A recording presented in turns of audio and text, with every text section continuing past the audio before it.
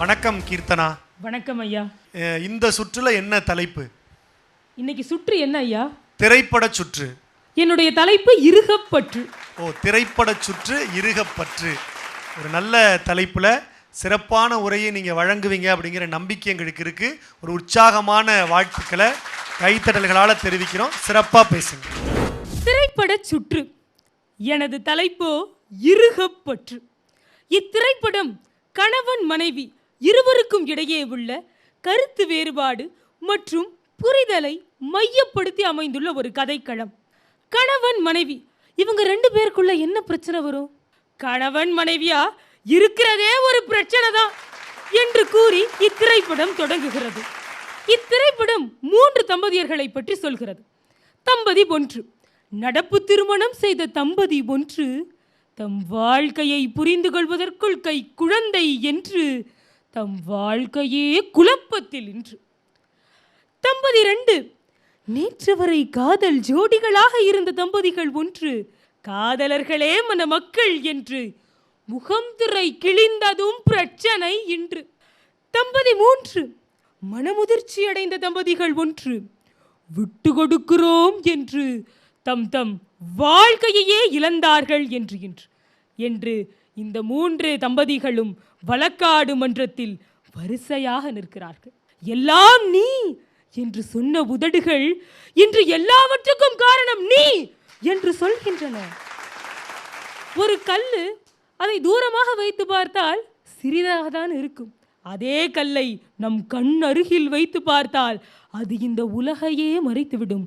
பிரச்சனைகளும் அப்படித்தான். நாம் அதை அணுகுகின்ற முறையில்தான் இருக்கிறது.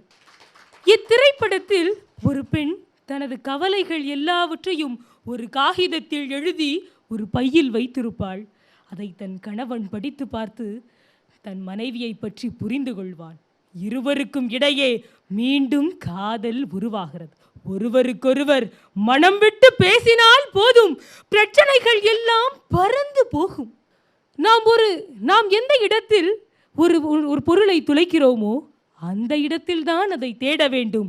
ஆனால் நாம் இன்றோ நம் வாழ்க்கையை நம் வீட்டில் துளைத்துவிட்டு அதை நீதிமன்றங்களில் தேடிக்கொண்டிருக்கிறோம் என்று இத்திரைப்படம் நமக்கு அழகாக விளக்குகிறது. ஒரு குழந்தையாக விவாகரத்து என்பது ஒரு நாள் தாயோடு, மற்றொரு நாள் தந்தையோடு, இன்னொரு நாள் துக்கத்தோடு, ஒவ்வொரு நாளும் துயரத்தோடு. தவறு செய்வது யார்? அதற்கு தண்டனை அனுபவிப்பது யார்? தவமாய் ஈன்றோரே, உங்கள் பிரிவினால் நாங்கள் தனியாய் தவிக்கின்றோம். எனக்கு ஒன்று மட்டும் புரியவில்லை. எதற்கும் ஒத்து போகாது என்று சொன்ன நீங்கள் விவாகரத்துக்கு மட்டும் எப்படி ஒத்து போனீர்கள்? மன்னிக்க வேண்டும் என்கின்ற மனம் இருந்தால் அது எவ்வளவு பெரிய குற்றமாக இருந்தாலும் அதை மன்னிக்கலாம். மன்னிக்கிறவன் மனுஷன், மன்னிப்பு கேட்கிறவன் பெரிய மனுஷன்.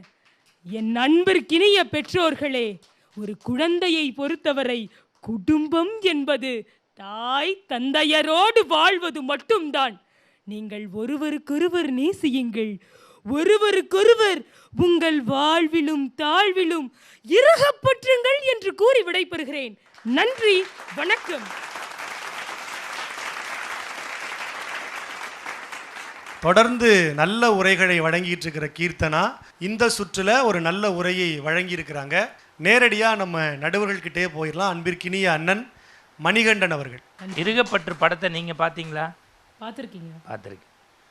எனக்கு என்ன பெரிய மகிழ்ச்சியாக இருக்குன்னா, ஒரு 15 வயதை தொட்ட ஒரு பெண் ஒரு இருகப்பற்று படத்தை எடுத்து காட்சியாக சொல்லி 3 புருஷன் பொண்டாட்டி சண்டையை சொல்லி ரொம்ப கடைசியாக நல்லா முடித்தாங்க. இதில் மட்டும் ஒத்துமையாக இருக்கீங்களேடா அப்படிங்கிறத ஆமாம்.